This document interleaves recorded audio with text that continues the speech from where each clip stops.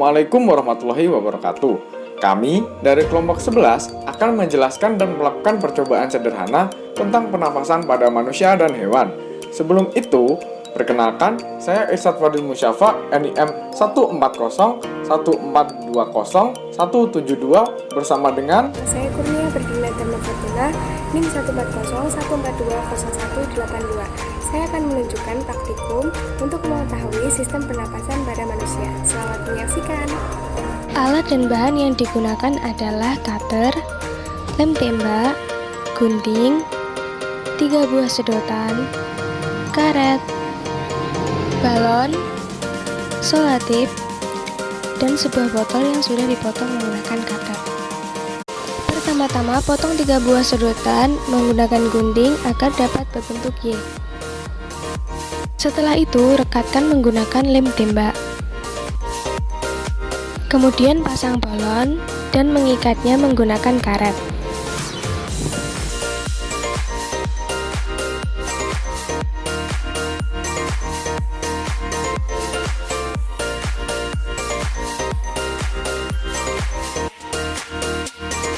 Kemudian, masukkan sedotan dan balon ke dalam botol dan tutup menggunakan tutup botol yang sudah dilubangi sesuai dengan diameter sedotan.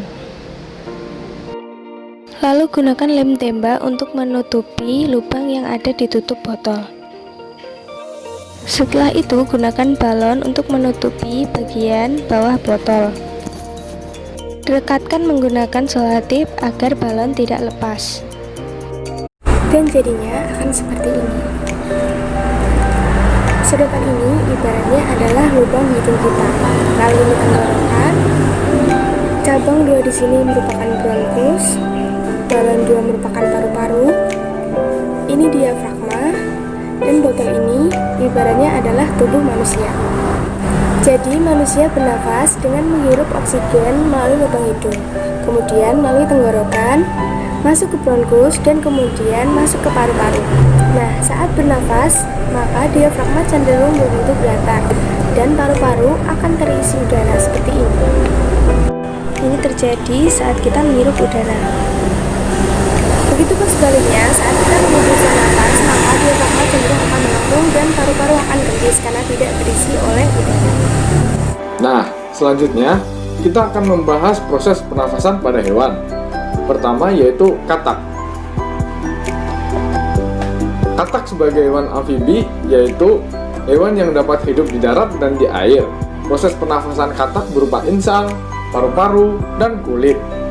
Kulit katak yang selalu basah memudahkan untuk menyerap oksigen dari udara.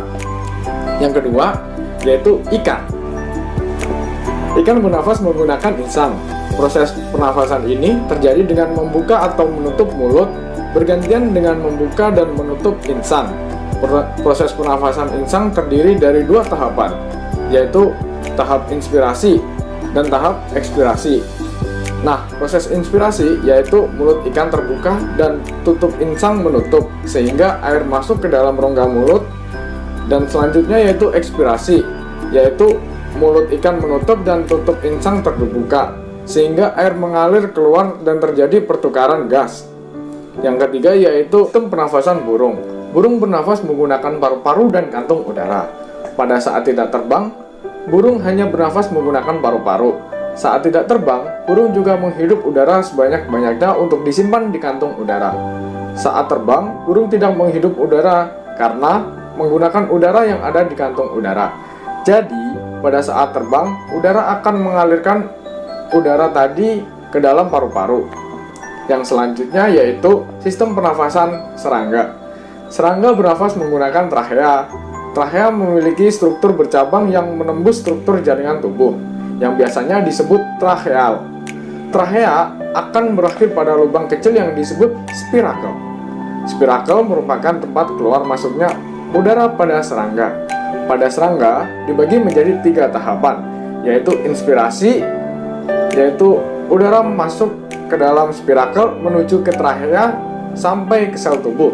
Selanjutnya yang kedua yaitu fase pertukaran gas terjadi di dalam trachea. Yang ketiga yaitu spirasi. Nah, pada tahap ini karbon dioksida akan menuju trachea dan keluar melalui spirakel. Kemudian, sistem pernafasan pada cacing tanah. Cacing tanah tidak memiliki organ pernafasan khusus. Cacing tanah bernafas menggunakan permukaan kulit yang mengandung banyak pembuluh darah. Permukaan kulit cacing tanah berkulit tipis, basah, dan berlendir untuk memudahkan menyerap oksigen. Oksigen diserap melalui permukaan kulitnya, kemudian diikat oleh darah dan diedarkan ke seluruh tubuh.